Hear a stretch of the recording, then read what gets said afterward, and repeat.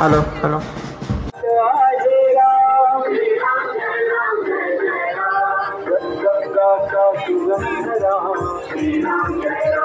ओळख जगाला व्हावी या एकाच हेतूने राम मंदिरासाठी आणि त्याचीच आज फलश्रुती होत आहे. म्हणूनच हे मंदिर तिथं बांधलं गेलं याची आम्हाला खरोखरच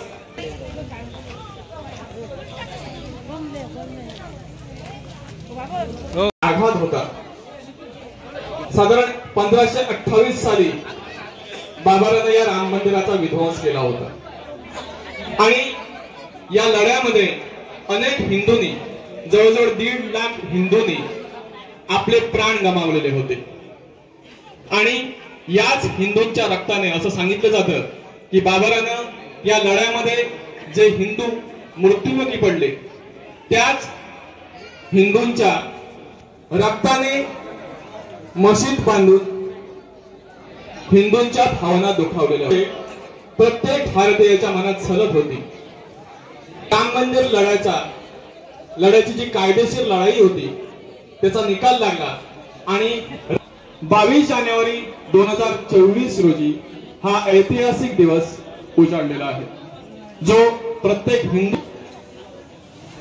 भारतीयासाठीच नव्हे तर संपूर्ण जगाचे डोळे आज भारताकडे लागलेले आहेत.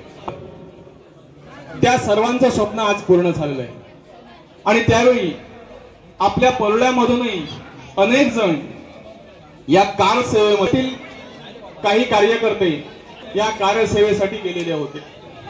दिवसाचं औचित्य साधून संपूर्ण गावाने या कार्यक्रमाच्या निमित्तानं या सर्वांचा सत्कार करण्याचं योजलेलं आहे. आवाहन केलं होतं की या कारसेवेमध्ये, कारण या गोष्टीला जवळजवळ त्या म्हणजे लक्ष्मण जोशी म्हणजे सर्वांना परिचित असेल, या व्यक्तींनी आणि यांच्या बरोबरच्या त्यांच्या सहकार्यांनी असं एक वातावरण निर्माण केलं होतं आणि संपूर्ण भारतात 90च्या दरम्यान जी कार सेवा झाली होती आणि विटेचं पूजन करून प्रत्येक गावातून वीट अयोध्येला गेली होती, तो कार्यक्रम याच गौरीशंकर मंदिराच्या याच प्रांगणामध्ये झाला होता.